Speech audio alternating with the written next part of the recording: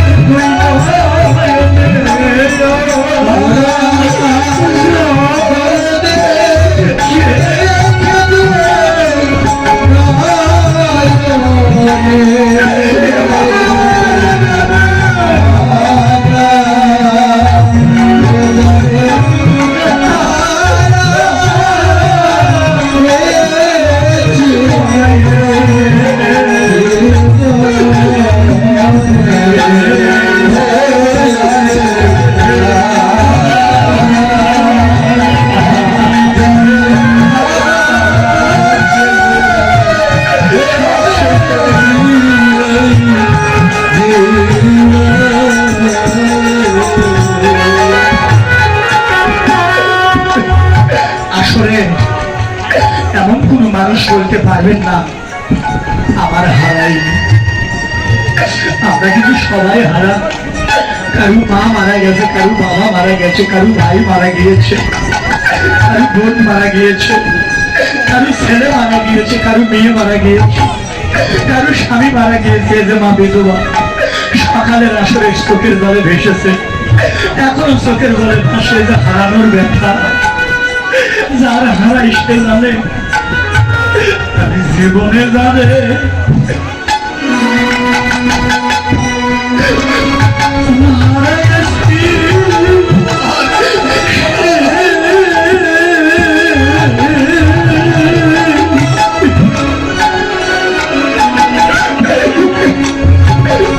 আমি ফিরে পাবো, ফিরে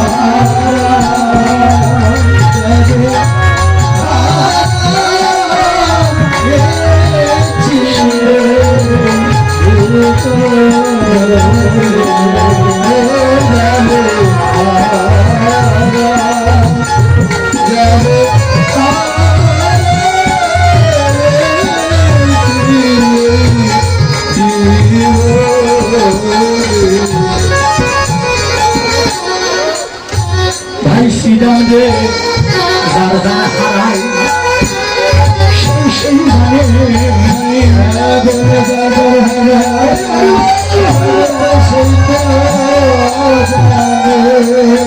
হারায় সেই জানে যারা হারায় সেই সেই জানে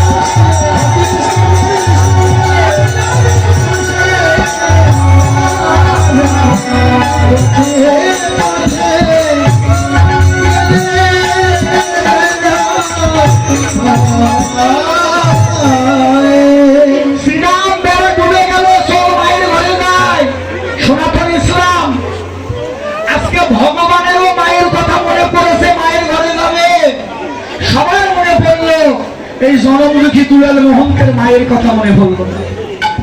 আসতে বাবা, মাকে সবার মনে রাখতে হবে বাবা, মায়ের মতো কেউ নাই। আসতে আচ্ছা,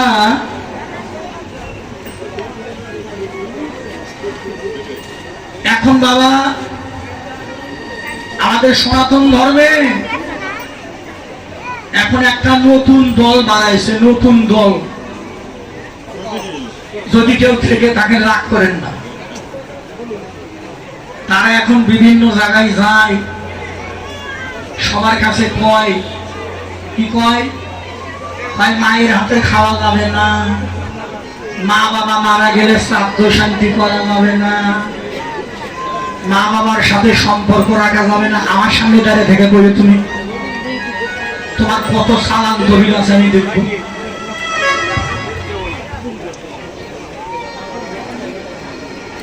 যারা যারা এই ধরনের কথা কয়, আমার মনে হয় ওরা মায়ের পেট থেকে হয়নি, ওরা মাটি ভেটে বানাইছে। বাবা কথা ভুল পেয়েছি বাবা, আরে সে মা বাবা না থাকলে জগতের মুখ দেখতে পারতাম না। আছে সেই মা বাবা পর, সেই মায়ের হাতে খাওয়া যাবে না, মামার সাথে সম্পর্ক রাখা যাবে না, মা বাবা মারা গেলে শ্রাদ্ধ শান্তি করা যাবে না।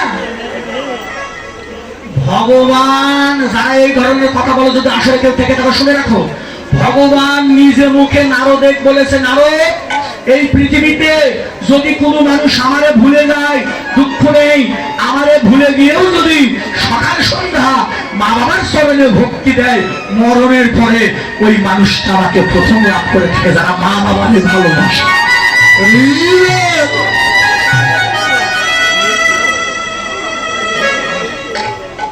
বাবা মা, আমি দুলাল মোহন্ত, গোটা বাংলাদেশ ঘোরা শেষ, খাওয়া দিস না বাবা।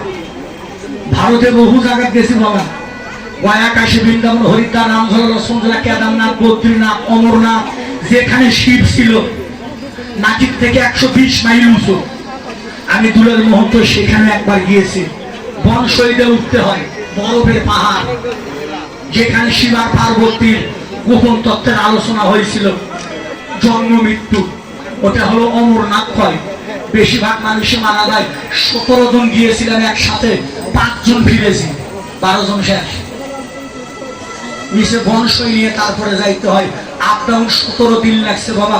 মাটির থেকে ভারতে যত তীর্থ আছে, ভারতে যত তীর্থ আছে সবচেয়ে কঠিন তীর্থ হলে অমরনাথ। এত বড় কঠিন তীর্থ আর নেই, কিন্তু বড়। আমি সেখানে একবার ঘুরে আইছি বাবা, আপনাদের চরণের কি বলে, সব জায়গা গয়া, কাশী, বৃন্দাবন, হরিদ্বার সব জায়গা ঘুরে আসলাম। এসে দেখলাম বাবা রে, আমার মা বাবার চরণের স্মৃতি বড় সাধন ভজনের জায়গার কোথাও নাই।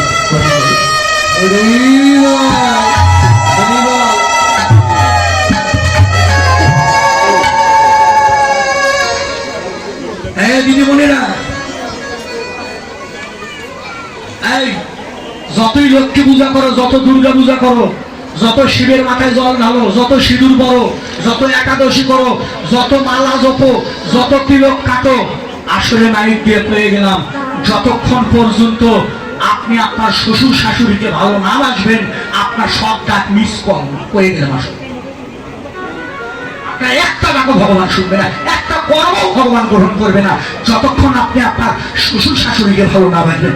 বাবা, কথা বলা কি আমার ভুল হয়ে গেল? দাদা কথা ভুল। 95% এখন মা বাবার চোখে জল নাকি বাবা? 95% মা বাবার চোখে জল। মা বাবা বৃদ্ধ হয়ে গেলে তারপর নাকি? যারা যারা শ্বশুর শাশুড়িকে ঘৃণা করে, কীর্তন শেখাতে 10 টাকা দিলে এনে না দাও, তাও আসল কথা কমো, সত্যি কথা কমন আসি, পরে তোর বাড়িতে আসি আর না আসি নাকি? রাগ করে না, একটা কথা কয়ে যাই না, শুনে রাখো। তোমার কপালে যে লাল চিহ্নটা, এই হাতে যে সাদা চিহ্নটা পাইছো, নিজের বিবেককে প্রশ্ন করো, এটা কার জন্য পাইছো? কে বাবা, কার জন্য পাইছো? ভুলে গেছো? ভুলে গেছো? কে বাবা? এই যে সিঁদুরটা কপালে পড়েছ, হাতে শাখা পড়েছ, কার জন্যে? ওই জনম দুঃখিনী মা যদি সন্তানটা তোমাকে উপহার না দিত, তোমার কপালে কোনদিন সিঁদুর উঠত না। সেই মা পর, সেই মায়ের ভুলে গেলেন। আমার গ্রামে মাস্টার, স্যার ভাই, মাকে কেউ খেতে দেয় না, মা ভিক্ষা করে খায়। গ্রামের লোকজন দেখে বিচার বসলেন। চেয়ারম্যান মেম্বার স্যার ভাইকে দেখে বললেন, চেয়ারম্যান না ছোট, মাস্টারকে বলছে, কাকা বাবু, আপনি তো আমার বাবার বয়সে, তা একটা কথা বলি, আপনি মাস্টার, আপনি জ্ঞান বুদ্ধি বিবেক বেশি, আপনি এক কাজ করেন, স্যার ভাই 1 মাস করে মাকে খাইতে দিবেন। এটা হলো বিচার। হলো ঠিক আছে। মাস্টার কয়, বাবা, বিচারের মধ্যে বললো, বাবা তাহলে 1ম মাস আগে দেব। ঠিক আছে। মা ওই মাস্টার বাবু, মা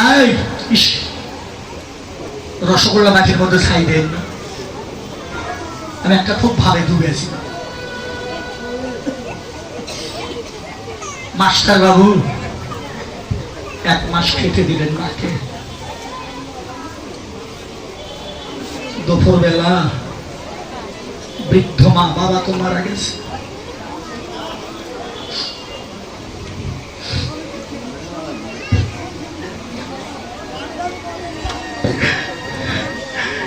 এরকম বৃদ্ধ মা আর ছেলে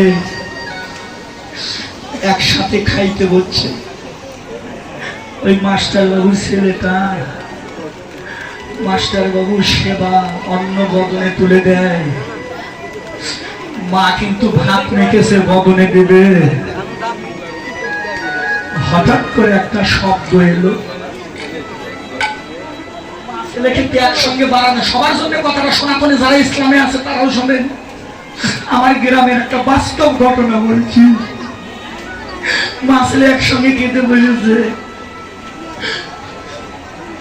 মা এখনো মুখে দেয়নি, ছেলেটা সেবা করে। মাকে বলছে মা, মা বলে বাবা কিছু বলবি? কয় হ। মা কয় কি? ছেলেটা বলছে মা আজকে থেকে বলে 30 দিন শেষ হয়ে গেল। ছেলেটা বলছে মা আজকে থেকে বলে 30 দিন শেষ হয়ে গেল। এই দুপুরের খাওয়াই শেষ, রাতের বেলা তুমি কিন্তু আমার অন্য ভাইয়ের ঘরে খাবে, রাত্রে দেখে তো আমি তোমায় আর খেতে দিতে পারবো না। আমার জনম দুঃখিনী মা রে, থালার ভিতরে ওই অন্ন নাড়াচাড়া করে, মা তুলে বদলে দেয় না, ঝপ ঝপ করে চোখের জলে আমার মায়ের বক্ষ ভেসে যাচ্ছে। মা বলে বাবা রে, যখন তোদের বাবা মারা যায় তোরা 4 ভাই ছোট ছোট, আমি তোদের খাবার তুলে দিতে মুখে কার না কার দ্বারে কাজ করেছি, কার না কার দ্বারে ভিক্ষা করে এনে তোদের বদলে খাবার তুলে দিয়েছি। তখন তো আমি গনে নিয়ে আসতে মাসের কয়েকদিন যাই, আজকে মাসের কয়েকদিন যাই।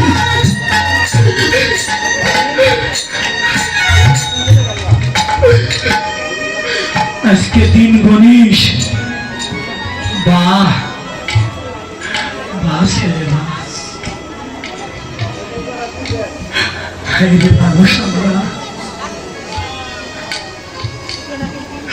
আমার যদি আর একটা সন্তান থাকতো, দিদিমণি তোমার যদি আর একটা সন্তান থাকতো, তাহলে কি তারে তুমি খেতে দিতে না? একটা বৃদ্ধ মা তো, শাশুড়ি তো কখন মারা যাবে। আমি বলে গেলাম মা, আমার দ্বারা হয়নি মা বাবার চরণে সেবা করা। আমি আপনাদের সবাইকে বলে গেলাম আপনারা একটু মা বাবারে ভালোবাসবেন। আমার মস্তকটা আপনাদের চরণে রাখলাম।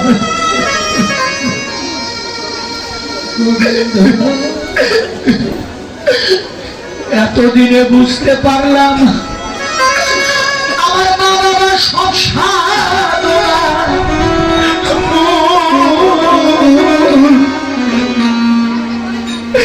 আমি সব করেছি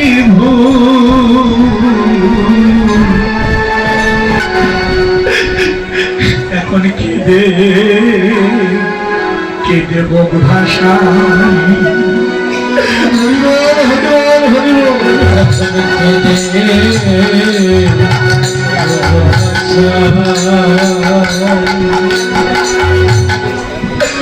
মা বাবা সব সাধন তাদের স্মরণে একদিন দুই না এখন কে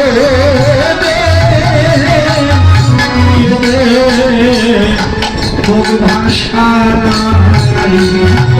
এখন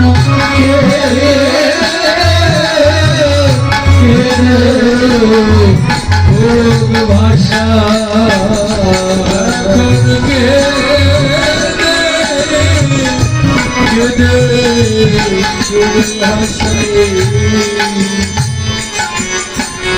সেই মা বাবারও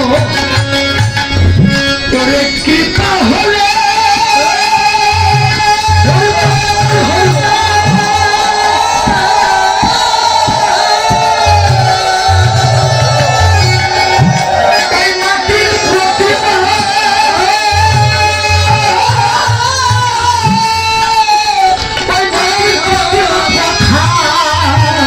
কথা বলে